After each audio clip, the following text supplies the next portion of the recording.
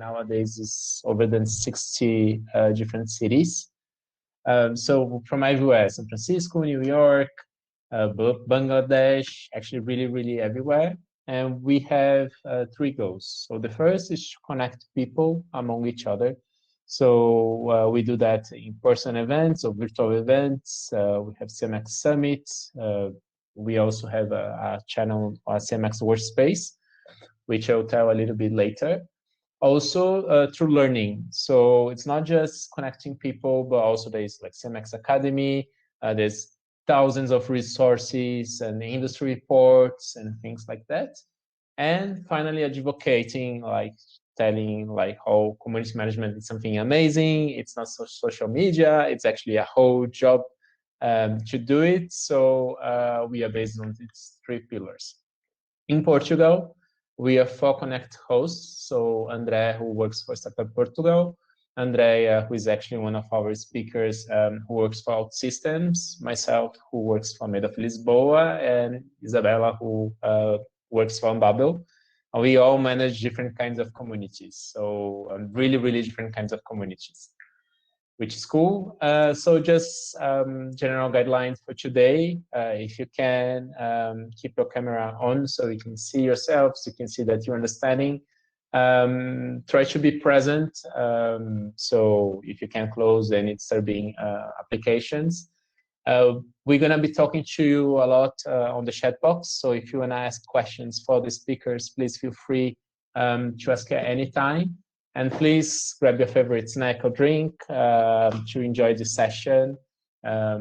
We love doing this. We usually have like very talkative, as you're seeing, we have a really talkative crowd. So, and CMX is actually powered by Bevy, which is a tool to build communities. So we actually today using Bevy's platform. Last but not least, if you're not on our CMX workspace, totally recommend join it. We have over than 3,000 community managers from everywhere, all the kind of communities that you can imagine, all the different kinds of experience and stages. Really nice place to exchange experience, find resources, connect with each other. It's free, it's open. I'm gonna email everyone afterwards, and I'm gonna put the link here on the chat. Really good place to connect, learn, and evolve. So we're gonna take a picture. I'm gonna stop the presentation just to take a picture. So whoever's here, if you all can turn on the camera so you can take a nice picture. Here we go. Let me put people as presenters. Give me 1 second. Presenter mode on. Presenter mode on. Presenter mode on. And presenter mode on. If you all can come to the stage, or at least who can. So you can take a nice picture. Here we go. Guys, Vera is here. Anyone else? Here we go. Kleber is here as well. Anyone else? Please turn on the cameras if you can. If you can, that's fine. On 3. 1, 2, 3. Smile. Hey. We got one more. Cynthia. Come, Cynthia. Come up. Cynthia? Oh, is she coming or not? Here we go. Okay, I will take the screenshot on 3. 1, 2, 3. Big smile, everyone. Yay, here we go. I miss these things on like making a noise, you know, like or something like that. Cool. So just prior to we start, I'm just gonna introduce André. We just wrote a nice article about CMX year in review with everything related to community in Portugal in 2020. And really briefly, like 3-4 words talk about it, and we'll move on starting the event. So André, it's with you. Thank you, Fernando. So a little bit about this small piece that we wrote. It's pretty much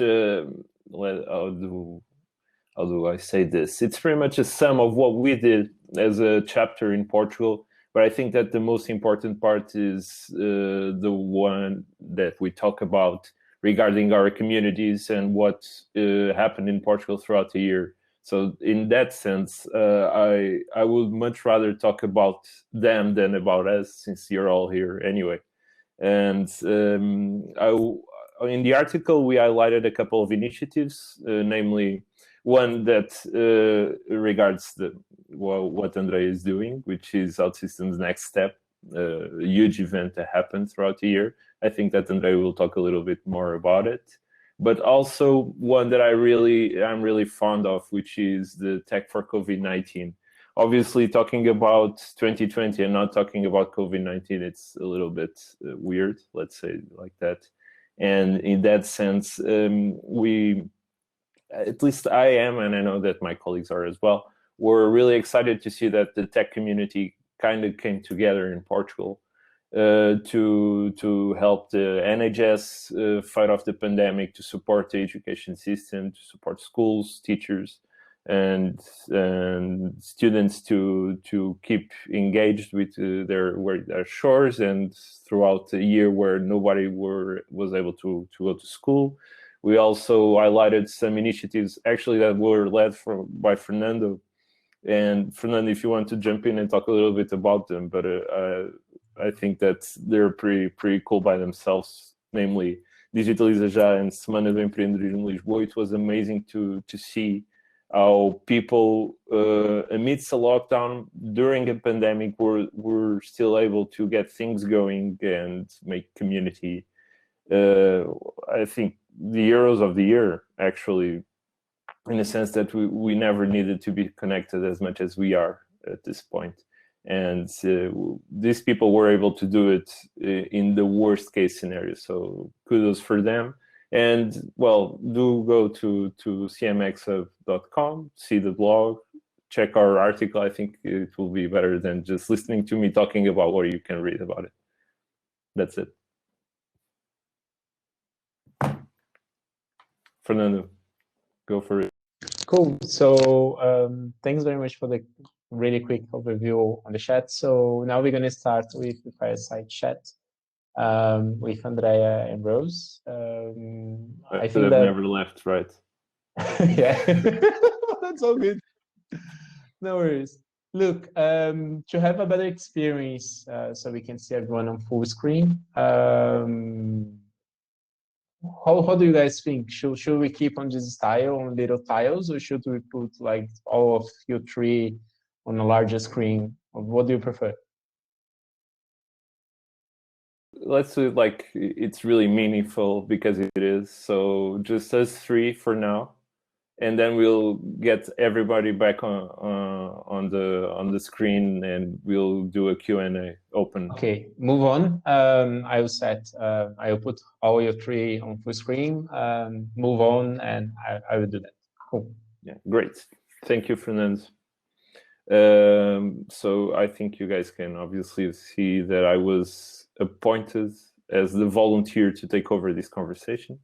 Actually, I volunteered. Sorry, Rose? Or were you volunteered? Yeah, that's what I meant. I was volunteered, but I volunteered myself. Let's say it like that. So yeah, first off, obviously, thank you, Rose, for joining us. Andrea is part of the team, so I'm always thankful for her being here. So that's great. Yeah, I would like to start this conversation maybe Rose, you're almost part of the team as well. You're always in our events, which is amazing. So thank you. Oh, nice. It's true, you're always there. I mean, it's so awesome to have gotten to meet you all and connect, but I really can't wait until I can physically go. Yeah, and we hope you can come to Portugal as well. I mean, at this point, it's so cold in Portugal, at least for our standards, that I can't imagine going to Ireland, because it should be even colder. It's actually not much colder. It's just a little bit. Yeah, but that little bit will kill me. Trust me. So yeah, but before we start with the proper conversation and proper questions, I would like to ask you both to introduce yourselves for a little bit and maybe talk a little bit of what you guys do at your current positions. Just to make clear, this is obviously a best of 2020, and you both were appointed by your peers as best community professional in a nonprofit. That's Rose, obviously, and the best community professional managing a virtual events program. Andrea from OutSystems in that case. So, Rose, do you want to tell us a little bit about what you do as a community manager at Grow Remote? Yeah, thanks, Andre. First of all, I am still wrapping my head around the fact that I'm a community manager. It feels like yesterday that I discovered it was an actual like role, job, career. Of course it is. It makes perfect sense. It just wasn't on my radar. But pretty much what happened was about 2 years ago, my co-founder Tracy realized that we weren't catering towards remote workers in Ireland, and there was huge potential for our communities, particularly rural communities, that we could bring jobs and knowledge and connectivity together, because a big issue for remote workers is isolation. And we were really naive, and probably still are in certain ways. So back in 2018, we thought we'll have an event, we'll help everyone share this information, and then our work here will be done. And as it went on, it realized that it was a bit more nuanced than that. So at that event that we ran in 2018, the idea of chapters came about. And again, like yourselves for CMX, but this idea of like pulling together knowledge and information and sharing it. So we would say it's like remote in a box. We use a platform called ChangeX. So they're another Irish nonprofit, and they're amazing for scaling this kind of stuff. Through 2019, we spent our time like pulling together funding. And then the conversation started to come up of like, you know, if we get funding and if there's roles, like, would you be interested in staying on? And I still wasn't sure. I was self-employed and really cared a lot about what was happening in Grow Remote. But next thing, it became really real, because in January of last year, we found out that we secured $500,000. So that was to cover 3 roles for the next 3 years. And one of those roles is the community manager role. So then the serious question was, are you going to do it? And I applied for it in the autumn, was really nervous that I wouldn't get it, which was a weird position to be in, because I'm one of the co-founders. We built the thing, but there was a possibility that I wouldn't be the most qualified, and we had to hire the most qualified. Thankfully, nobody else seemed to have that mix of community and remote, particularly at this pay scale. So I was successful. I started in October, and honestly, I'm only just about now starting to get my teeth into the really in-depth part of the community. We've been doing the community stuff quite ad hoc, particularly over last year. We ended up doing a lot of training, and that's where a lot of my time went. But then there's a natural join up between community and training anyway, because people are coming into Grow Remote. We're connecting them, and now we have June Bolaleo in as our taking of all things training, and myself and June are talking about like how can we connect more between the training and the community end of things. So day in, day out, like on Monday I was doing, pulling together that strategy presentation. Yesterday, like picking up the phone to get the word out about the training courses, talking to some of our chapter leads and teams about what I can help them with over the coming weeks, redesigning the onboarding course, talking to a couple of more potential partners today on some projects we can do. I'm giving a presentation after this on how communities can move from being tourism focused to embrace remote work and bring in some more revenue that side. And it's very varied. It's very varied for all of us, but it's everything from strategy to social media to facilitating events and running events and on and on. Yeah, that's great. And you kind of ruined my next question, but we'll go over it at the same time. You revealed a little bit too much, but that's okay. That's perfect. Thank you, Rose. Andrea, you want to go now?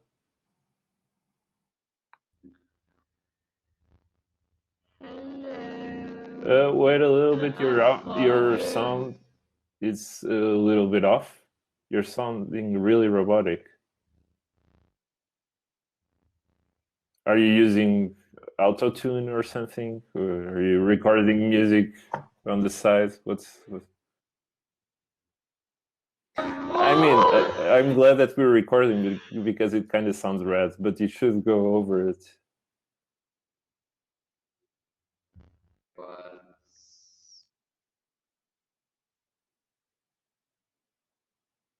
Let's see now.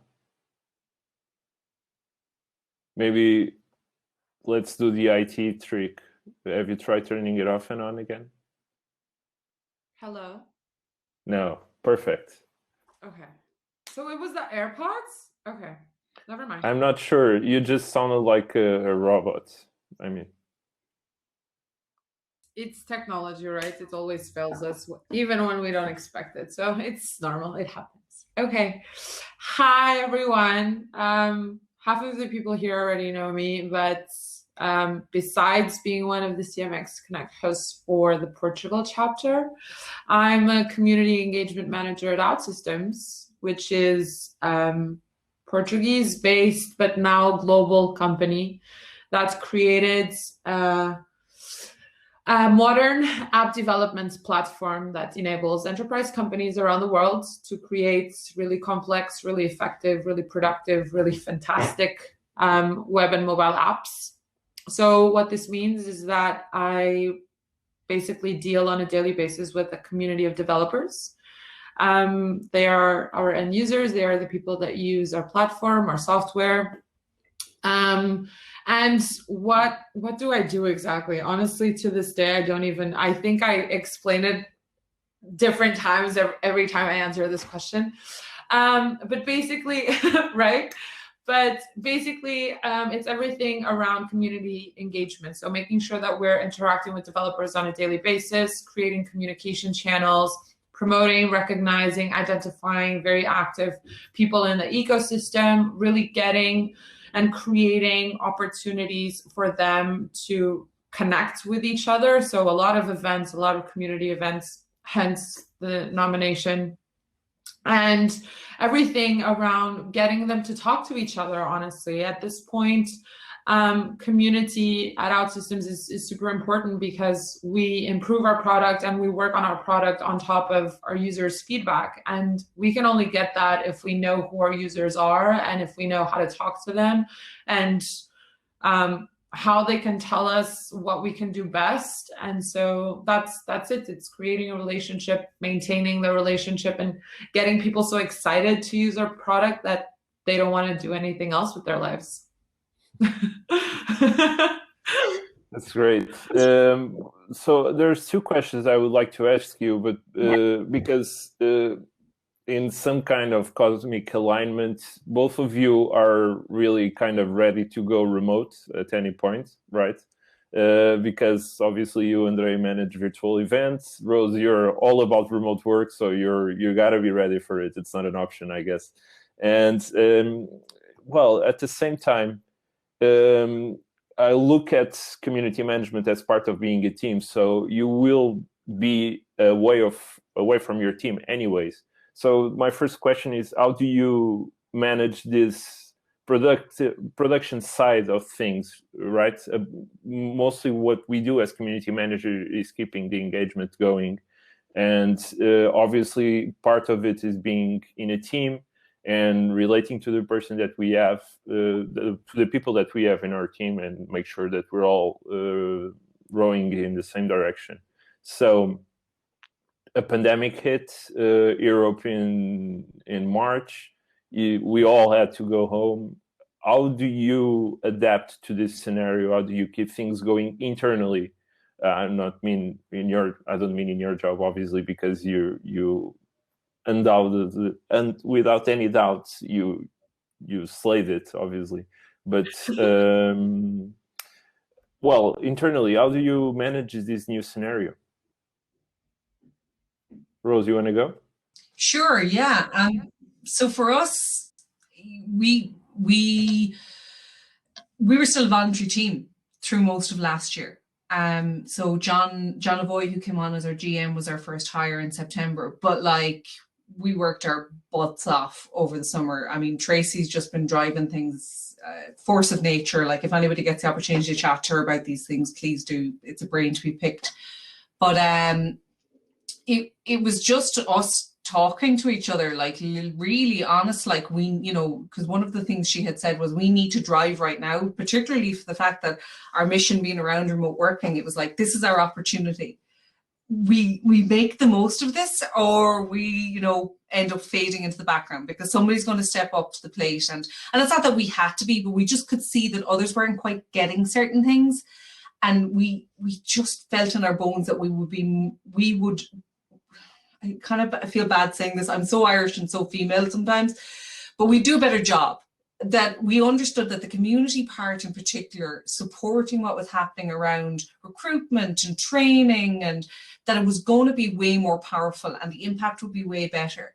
And I think it's like, you know, there's other obviously companies and organizations out there doing stuff like that globally and in Ireland, and they're good, but we just knew that we had a real part to play. And then it was just like keeping this honest, open conversation among ourselves about the fact that we needed to make it work and that we would talk about what wasn't working. So actually one of the things I have up on my wall here is around energy mapping, and like what takes my energy, what gives me energy, so that I have a better sense of what tasks in my day, you know, I might want to have before a big meeting, or maybe there's parts of my work that I need to say to the team, hey guys, I need your help on this. Could somebody else take? And inevitably we've talked about those things, and Tracy's like, oh my God, I love that. And then she's talking about something that she doesn't like. And I'm like, oh, spreadsheets? Yes, please, thank you.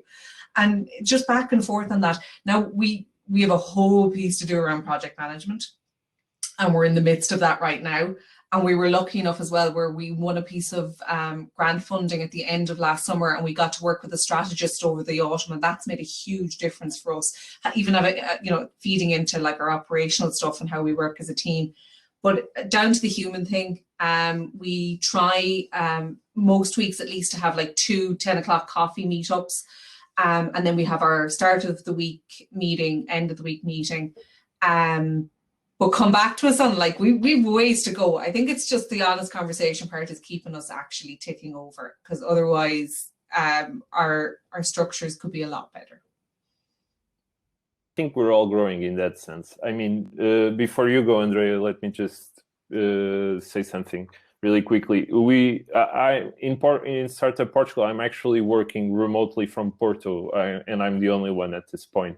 So we kind of dabbled a little bit about having like a camera on the office and a huge screen where I could see the rest of the team in Lisbon all the time. And I was kind of, well, I'm not comfortable being kind of spied on by my team.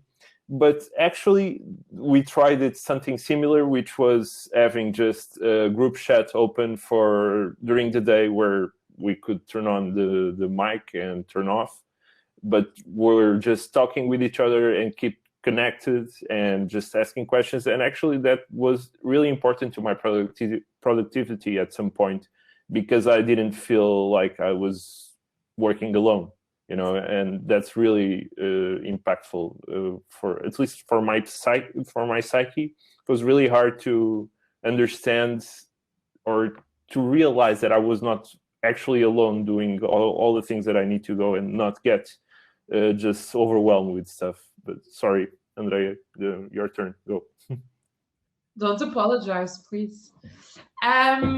So my company was already very remote friendly.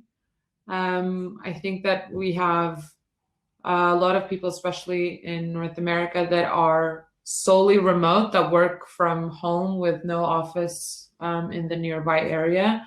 A colleague of mine is actually in the call right now, Vera. She's also not based in Lisbon, where the headquarters are. She's based up in the north of Portugal, where we actually do have an office. It's smaller, but I'm not with her every day. And in the beginning, when we were just a team of 3, it was myself, Vera, and our manager in the US. It was like we were all working for ourselves, right? Because we didn't have that normal office banter where you have the person in front of you and you just talk and chat and really go into like daily random questions of like, do you know where the document is? Or like, do you want to go grab coffee for an hour and just like not talk about work?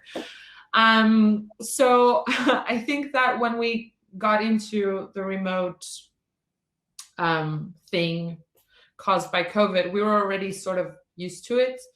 But I think that what really changed was the way we communicate. I think that now we double communicate, triple communicate, quadruple communicate. I mean, the amount of times that we feel is necessary for people to be kept in the loop, especially with a good problem and a bad problem of being a global company, is that sometimes like time zones don't follow like people, right? So what happens in Asia then takes like 6 hours to get to us, and then it takes another 6 hours to get to the US. And our director has like this really cool thing of like following the sun time zone, which is like it's never night for anyone. Like it always accompanies someone. And so I think that we did a very good job in doing that sort of communication.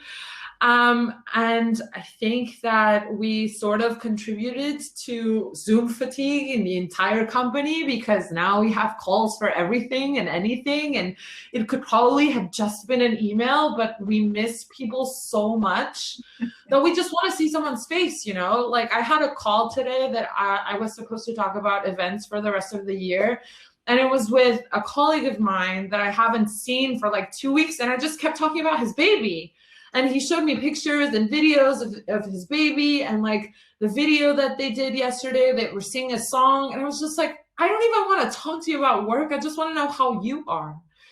And so, yeah, if I didn't come off needy and like if I missed people, I miss people terribly. But yeah, we just communicate a lot and try to make sure that everyone is kept on the loop. Yeah, that's really great. I'm glad that you guys are doing so, because yeah, it's been challenging. And don't worry, Andrea, everybody in this chat is kind of just going, I miss people. So you're not alone, definitely not alone on this one. I miss all of you. Yeah, exactly. And I miss having a beer just for the sake of sharing something with somebody and not really wanting to drink, which is really important actually. Doing just because you're with somebody else and you're just enjoying the moment. So something that I noticed, you kind of cheated your way into the Community Industry Awards because you were ready for this, both of you. You were already doing community management in remote situations since it was cool, since before it was cool actually. So yeah, you guys kind of cheated, but still, how did this whole scenario affected your routines? Obviously, I don't want to know how many times a day you go to the bathroom or anything like that. But how do you keep things sharp? I know that you shared a little bit, Rose, already about the things that you write about, the how do you keep your energy levels up, but still, how do you stay productive? And now externally, not internally, how do you stay productive in this situation? So how did you do it? Let's say it like that. My cycle is, I know burnout's bad. Oh my God, so much things need to get done. Oh my God, I feel a bit burnt out. Maybe I need to ease back off again.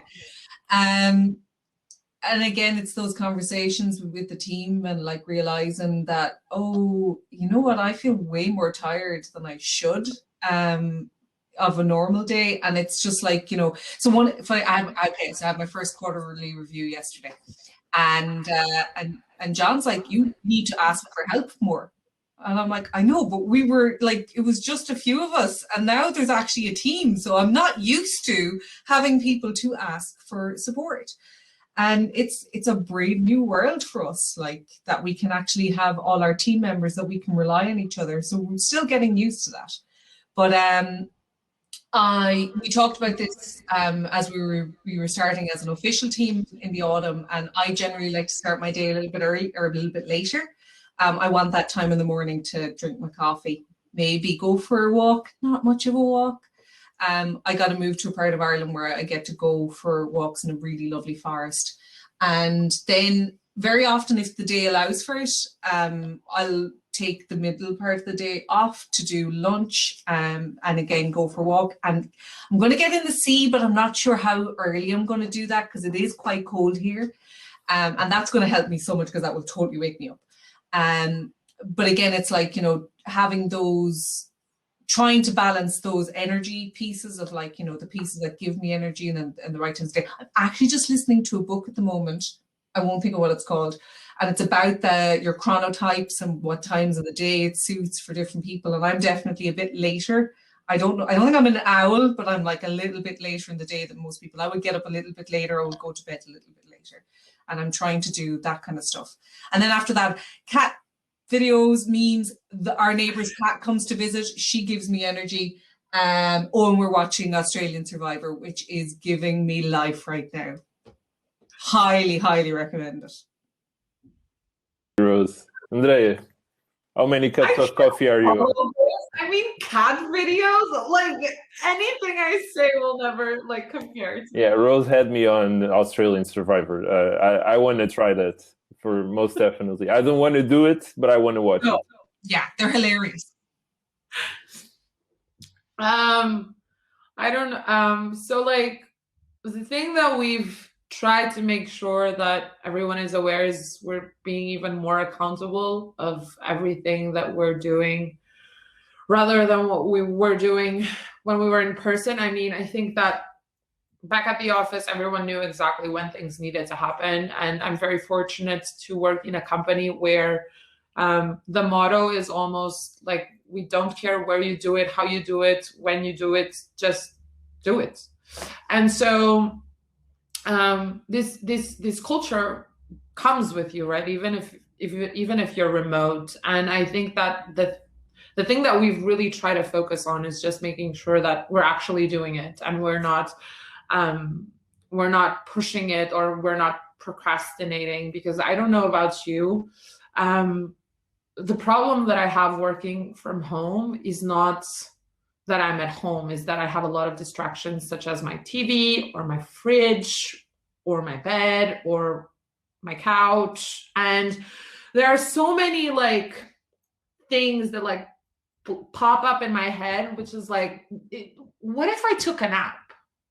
You know, because I have that, I can do it. And so I think that that's much harder when you know you can push back, or you know you can work a little bit later because you're at home, you don't have to commute back, or you have leftovers from yesterday and it's fine if you just heat it up. And I think that I'm not preaching anything because I don't do it myself, but I think that we're trying to be more accountable and know that we have to do things by this date, and just accommodating ourselves and making sure that we're being flexible, making sure that we're respecting everyone's time. Another thing that I didn't know, or I didn't understand the importance until like a month and a half ago, was mental health.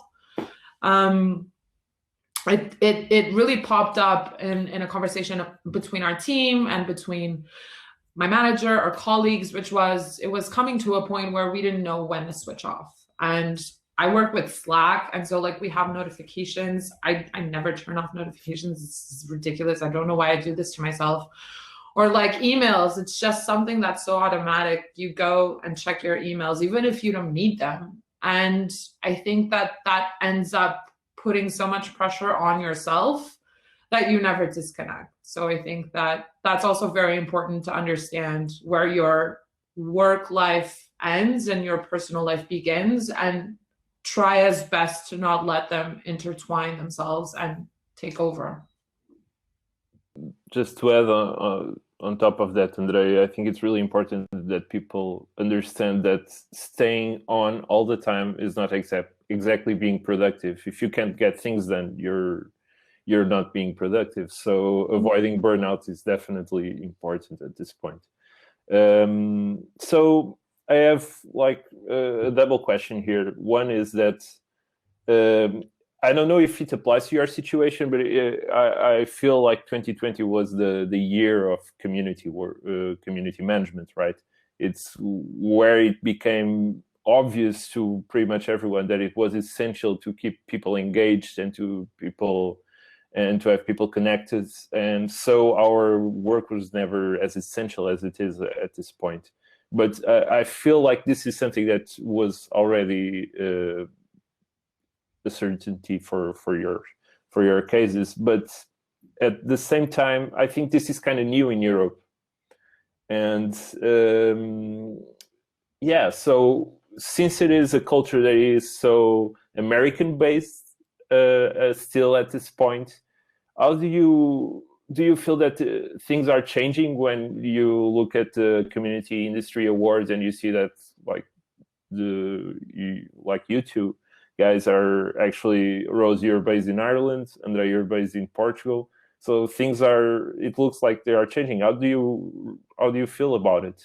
You feel like it's that what you do is more acknowledged? Do you feel it's more important in your company at this point? I think we're in a really weird position because the co-community paradigm for us is the center of what we do. So where in other situations it might be, you know, depending on who's created the company, it might feel like an add-on when we all know it shouldn't be. But for us, it is the core. Like I'm getting to lead a community of community builders. So I'm actually like just constantly. Well, I mean, we were always learning from our communities, but like this is, you know, on steroids for us. Like it's another level. I do get the impression though, talking to people, you know, if I mention like, you know, community management and whatnot, there's definitely much more awareness. It's not so much like, sorry, what? So there's definitely more awareness, and even within our community of people from different companies, they themselves are saying like they can see more investment, even time and effort happening, which is like just feels really hopeful. I don't have a right or wrong answer. I have a personal opinion. I don't know how we can assume what is happening in Europe, but I think that a lot of companies are already doing community management without knowing they're doing community management.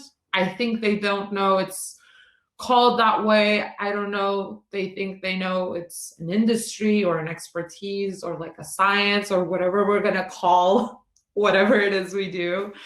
I think there are still a lot of confusion between community management and social media management.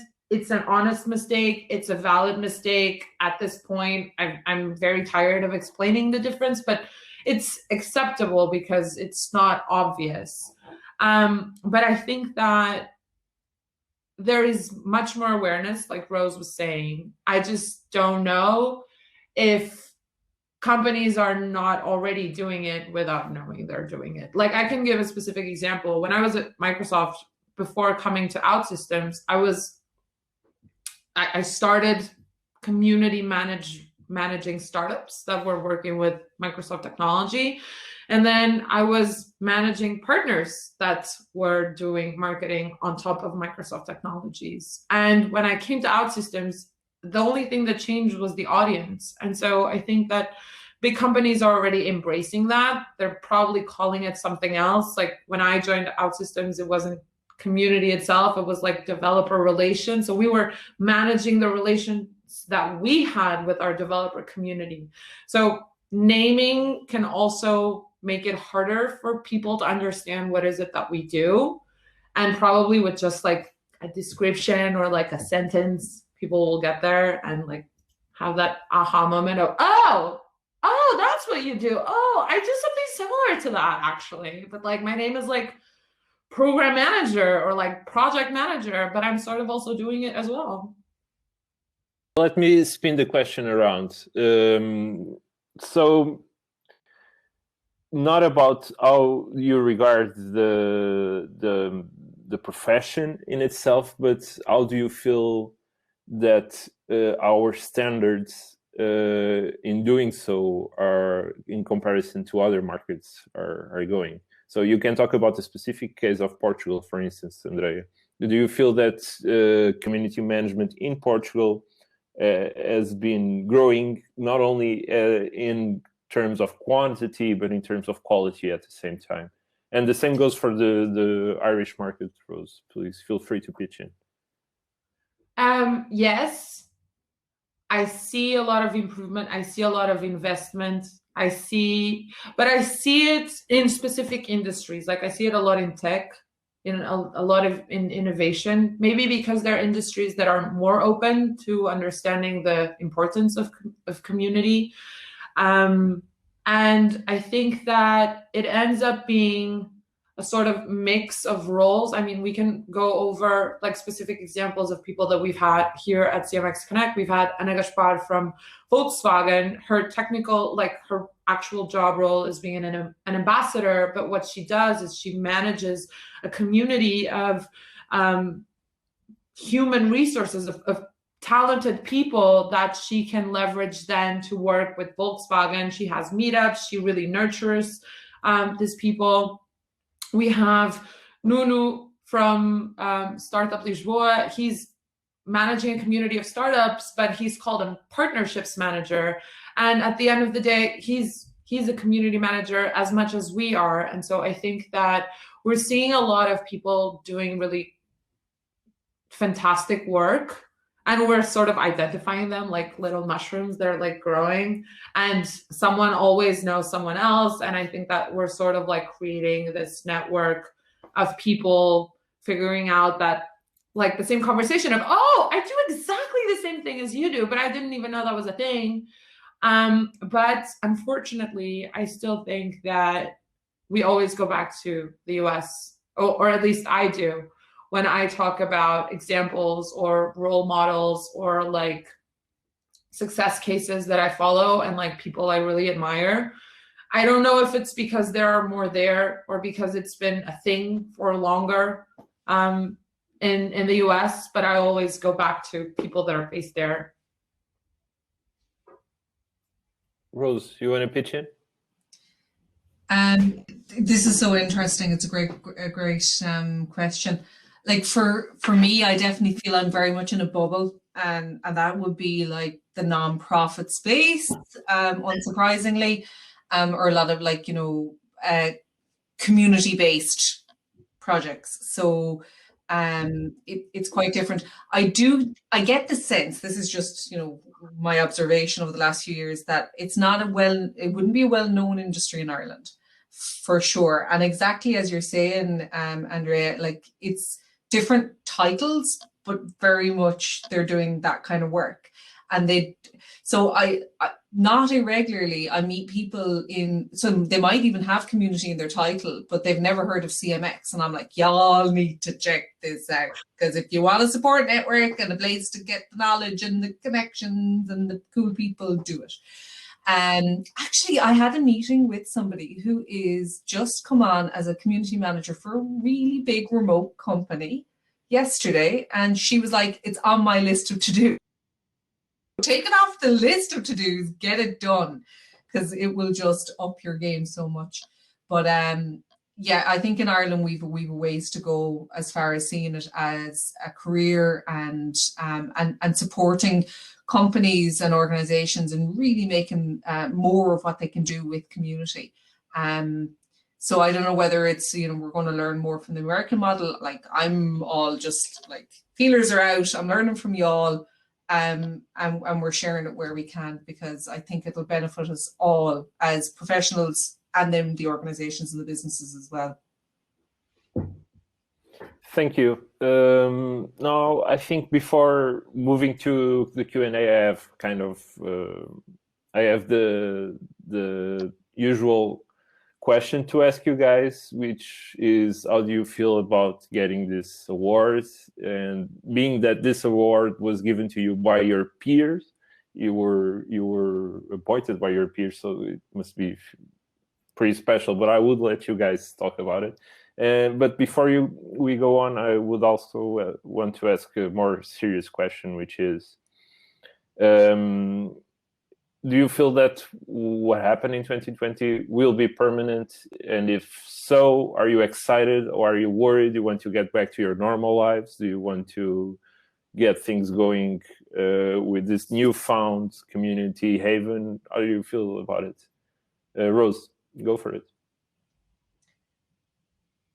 And don't forget to tell us, how do you feel about being appointed by your peers? So I'm gonna tackle your second question first.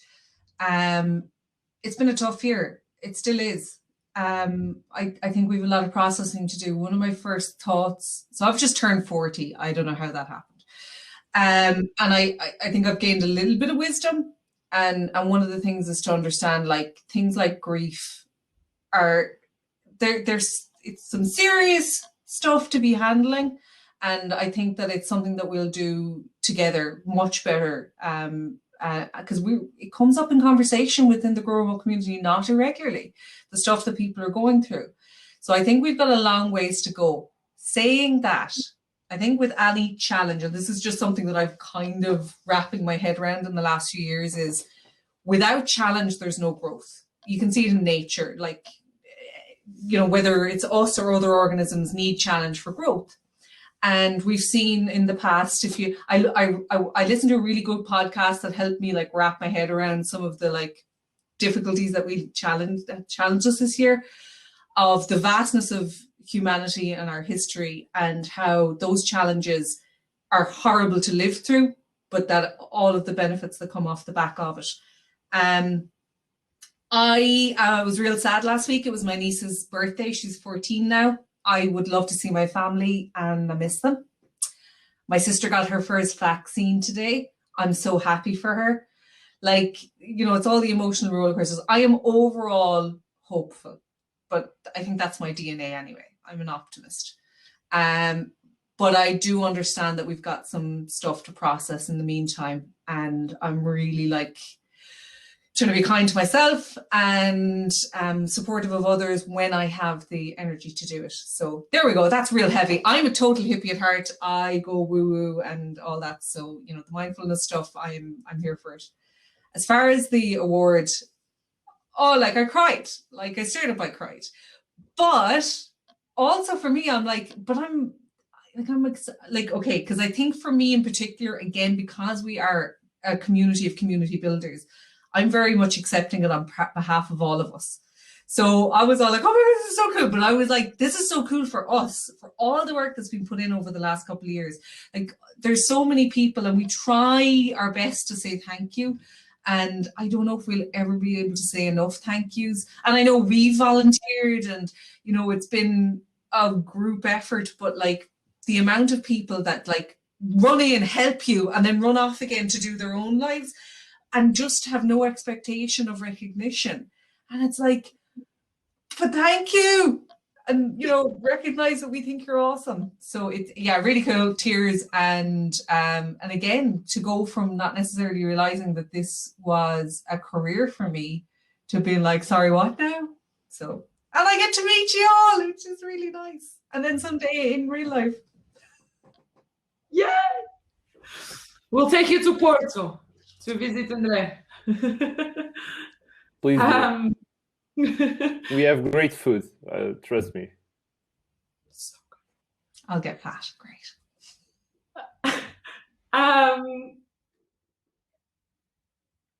I'm trying to wrap my head around how to answer this question because I think that 2020 changed so much. I think I'll never take for granted a hug again. You know, I think my best friend, she had her birthday a month after the pandemic. And I remember I was so mad because we've spent her birthday together for as long as I remember. And so I grabbed my car and I went to her house and I parked my car literally in front of her house window, and I jumped on top of the car and I brought a champagne bottle and I just sang happy birthday on top of the car. And that's how much things have changed, right? Something that has happened for I don't know how many years of my life was suddenly taken away. And probably like this was the closest I had of celebrating. But this is just like emotional things and I'll just start crying because like I'm always in the verge of tears at this point. But what do I think will change? I think that not only will I never take for granted a hug again, I think that we unconsciously figured out that we've been overlooking online for a very long time. Especially, I have always ever since I started OutSystems, probably been doing offline things. And so focusing on events, the really big thing around events is getting to know people, talking to people, grabbing a drink. I organize meetups, so it's a lot of like the pizza and beer part of the event that really gets people going, gets people connecting. And what happens when you take that off is what happens to engagement. And I think that that was the major challenge for us for the entire year, was how do we make sure that people still want to go? How do we make sure that people are still engaging and networking and getting to know each other?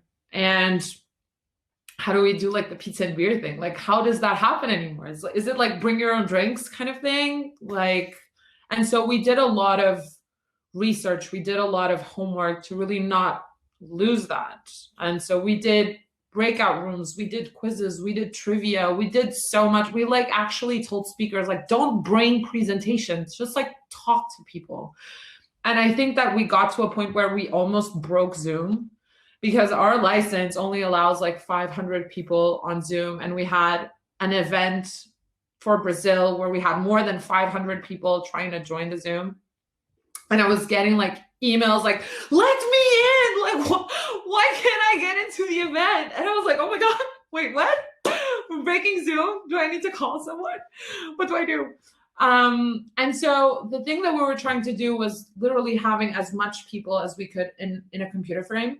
So it was as close to being with people as possible, and not like interrupting people when people were like unmuting themselves and just like saying, hi, I come from, I don't know where. Or the fact that with online geographical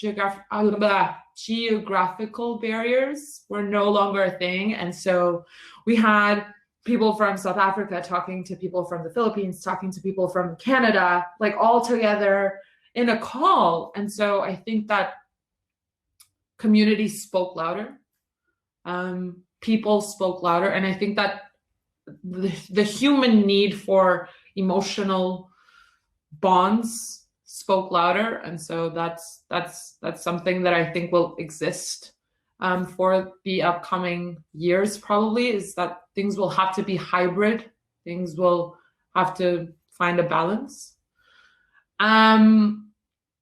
And before I cry, how I feel about winning the event, I cried. I also cried, Rose, but I ugly cried for like 20 minutes, you know, like Kim Kardashian ugly cry, like, oh, like 20 minutes. And I honestly, I still remember when I got the email saying that I was in the finalists, and I was just like, wait, what? Are you even aware of what you're doing? Like, do you even know me? What is happening? Like, there were people from Google in my category. Like, what is happening? And so it was just very humbling, I think, very rewarding. And it goes back to what Rose was saying. I'm representing 80 plus organizers that we have around the world that really pulled it off and drove fantastic events. I think that it's even more rewarding the fact that you work with people that don't expect that recognition, that really do it for passion of heart, for really enjoying what they do. Yeah, I'm gonna stop crying, so I'm gonna stop. But I feel I feel very, very humbled and very honored to have won the award. Thank you, guys. On my side, I think that's it. So let's bring people over to the stage, and let's start with the Q&A.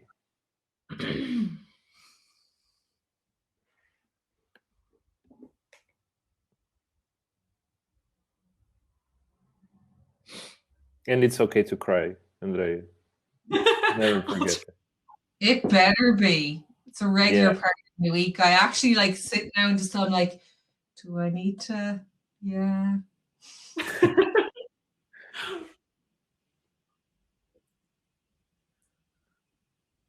So, guys, welcome back to the stage. Any questions for our amazing guests?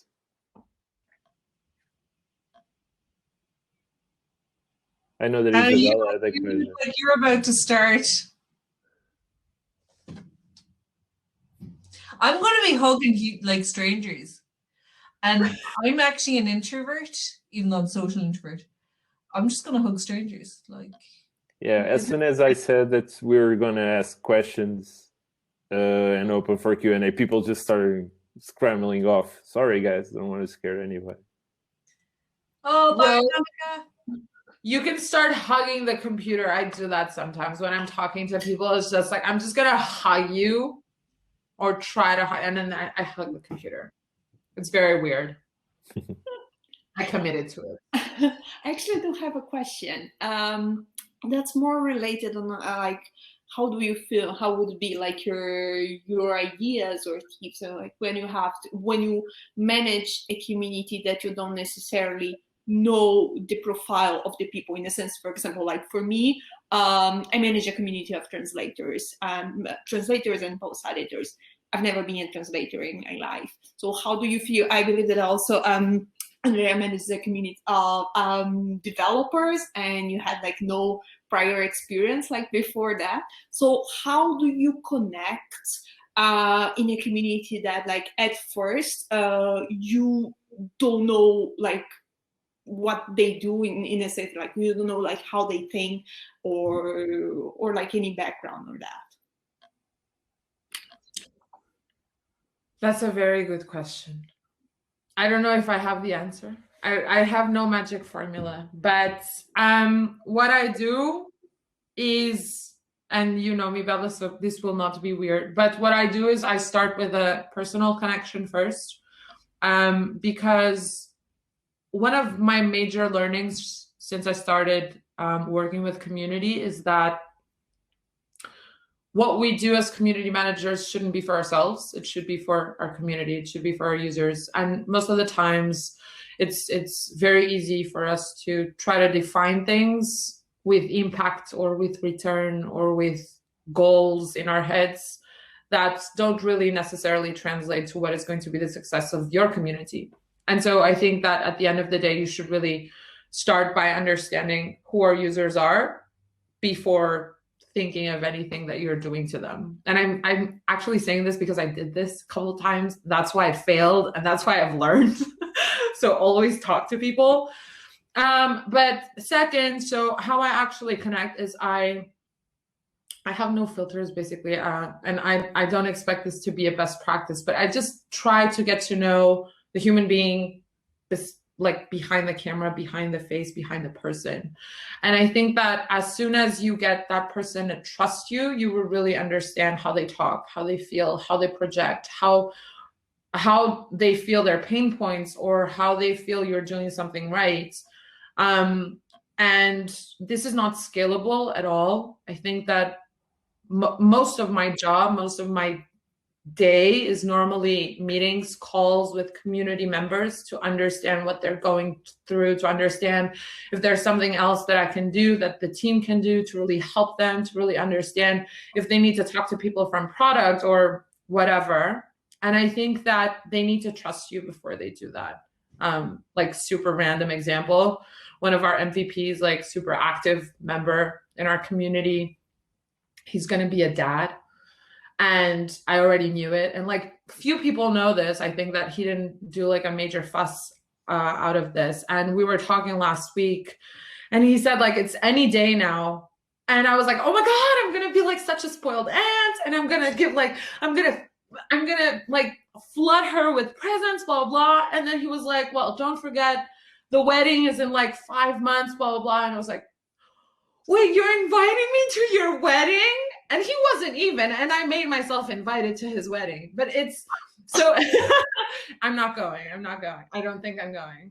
I need to talk to him. I need to understand. But it comes to a point where as soon as I have this connection with this person, he will probably come to me first or someone else from my team that he already knows to talk about things. I don't know if this helped, but the way that I normally do when I don't understand what people do, like how I work with developers, this is just a trick. This will not take you far. It's a trick. Memorize jargon that really makes sense for them and just put it out in a conversation. So I understand zero of technology. I could not be more of a noob when it comes to tech. And I deal with a lot of like traditional developers that are like super bit and byte and stuff. And so I tried to really understand my platform. I know the basics, but I don't know how to use it. And so every time a person asks me, how do you do this? How do you do that? I'll connect you to the person. But if I'm trying to like get myself into like the circle, you know, when you're talking to people and you want to feel like they trust you, just throw out some jargon. Like I've memorized like around 27 expressions of things that I know we do. Like OutSystems is a modern application development platform for enterprise companies to develop very complex, very fantastic, very productive web and mobile applications. And so when you like talk their language, maybe this is like a sales pitch, but like when you talk their language, you also get into their circle. And then just talk about babies and like weddings and stuff, and like So you're done. you start with the jargon and work yourself up to babies and weddings and getting invited. Not scalable at all. Cats are also good. Cats are also good. Yeah, it's my only trick, actually. I use my cat all the time. I But I don't want even to see believe it from you as well, Rose. I don't even believe that you have a cat. It should be a robot that just like you program each call to come on the keyboard and like type all the letters at the same time. Or we can just use that famous Zoom filter that got that lawyer from Texas. That was gold. Yeah, but I'm sorry, but I do have a cat who is really annoying, so I can't do anything about it. I don't even Sorry, have Isabella. annoying. I can lend you mine. No, if it's you okay. want. My neighbor's cat keeps me going. And that's like I that's so interesting. I love that question and hearing your experience, Andrea, around that, because like I learned so much last year. Okay, so like say one of the big learnings for me was around like being a candidate and applying for a job. It's not that I've never done it, but I've never done it on the level that most of our community need to now, because it's a competitive market and they're going for quite high level jobs. So how it's worked for me is facilitating and hosting events and AMAs. I have just learned so much. And okay, so I think this is my general feeling. Like the first few that I did, I was so nervous. Oh my gosh, crazy nervous. Just after the pandemic was announced, one of our chapter leads, Paul Ellingstad, contacted us and said, we need to host something to just give some information for employers in Ireland that they feel like somebody's out there giving them advice. And really quickly, with that Dee Coakley, who's CEO of Boundless, and Laura Farr, I just like messaged the two women and went, any chance? And they're like, yeah, no worries. And like at the same time, I'm working my job, doing client work, and then figuring out how to live stream to YouTube, and had feedback and all that fun stuff. As in, like, I didn't turn my sound off on one of the tabs, and I got like, nah. And those first few conversations, I was very focused on myself and making a fool of myself. And then when I finally started to get out of my own way and just be, like you were saying, Andrea, like focused on what they need, made a huge difference. But I was lucky that I got to learn alongside a lot of other people.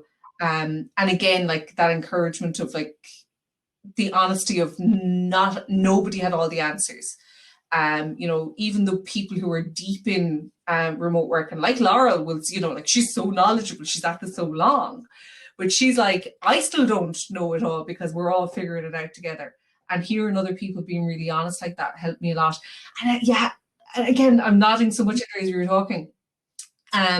Hosting AMAs. So I just suggest AMAs mostly nowadays because it's easy for the speaker. It seems to be generally, depending on the topic, it's generally that bit more engaging for the attendees because they get to just ask questions, and it's super easy for us to set up. And it just seems to be a format that fits what we're doing and works out really, really nicely. So I'm all for keeping to the AMA and the things where possible and suitable.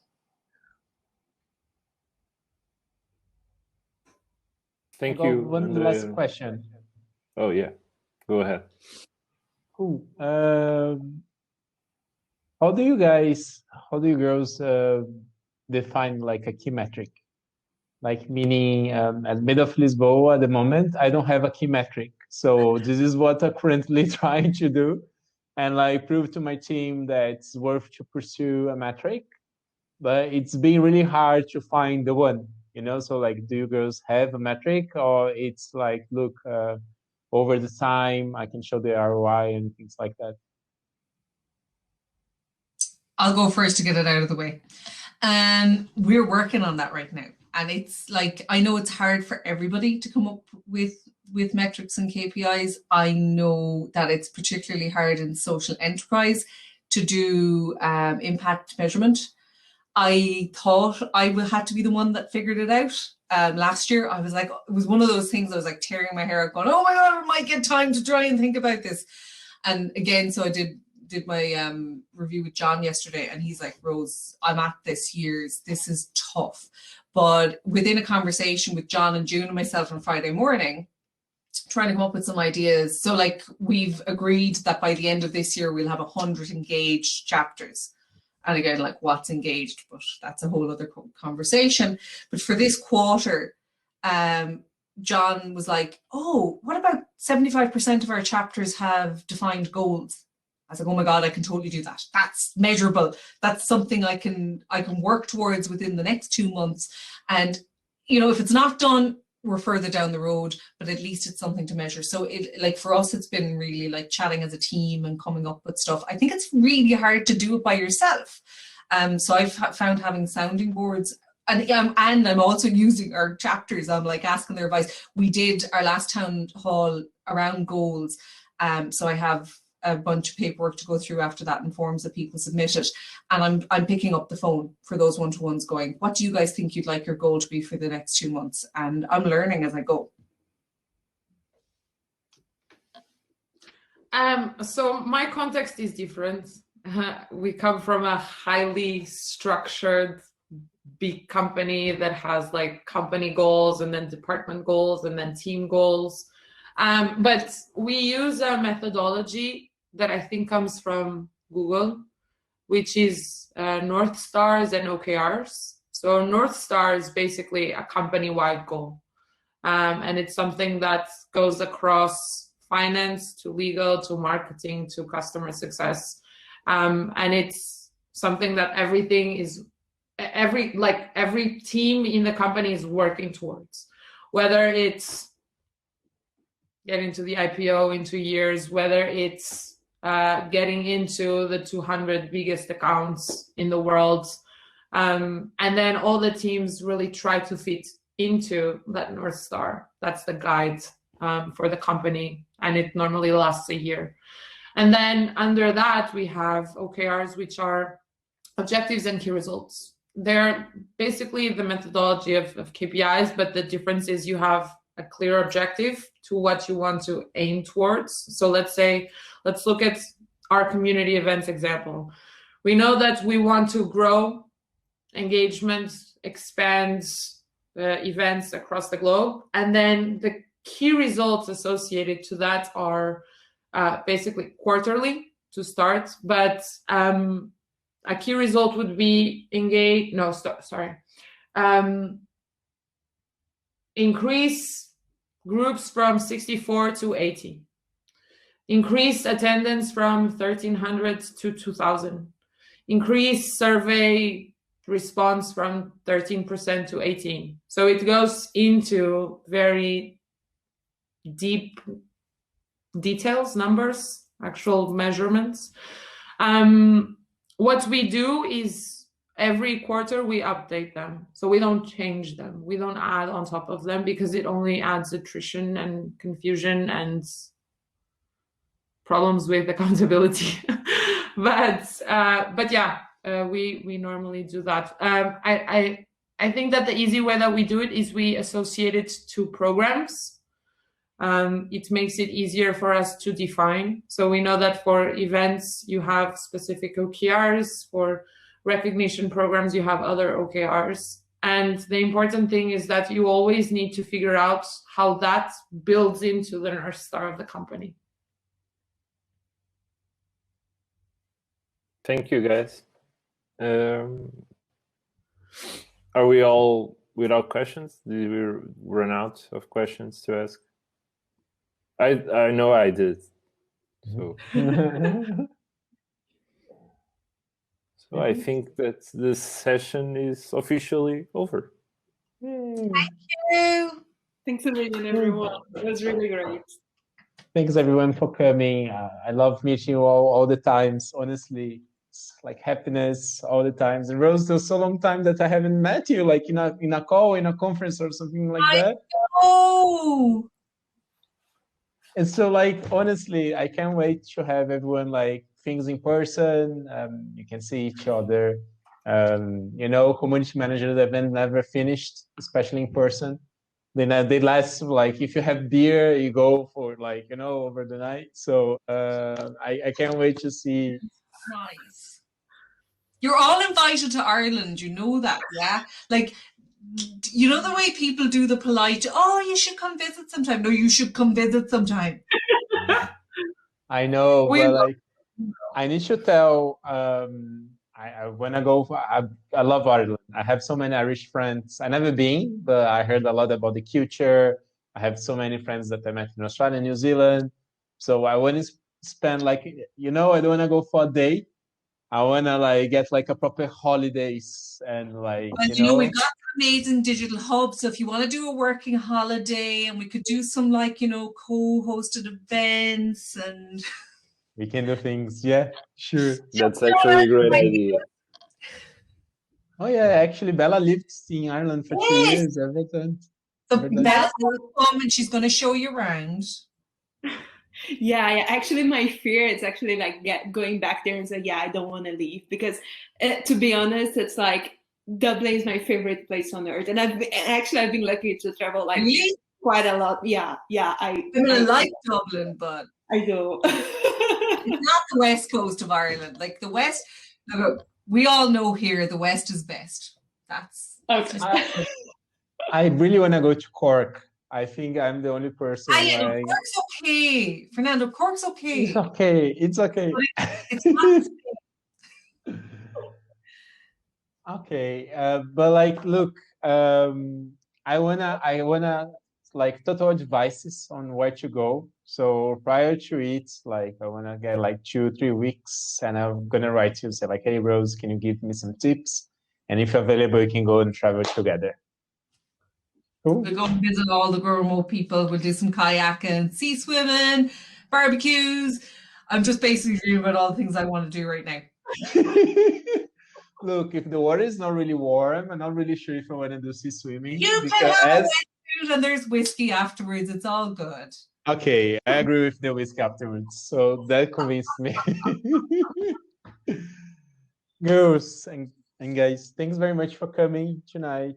Love you all. Rose and Andrea, very much for the session, for the sharing. And I already registered on the, I already got the postcard number. So I really need to send my postcard as well for someone in Germany. I'm really excited for it. I can't wait. So, and last but not least, thanks for everyone. And Bella, thanks for the amazing smile, always, and for helping us with everything. Bye. Thank you. Thank you, guys. Bye. Bye.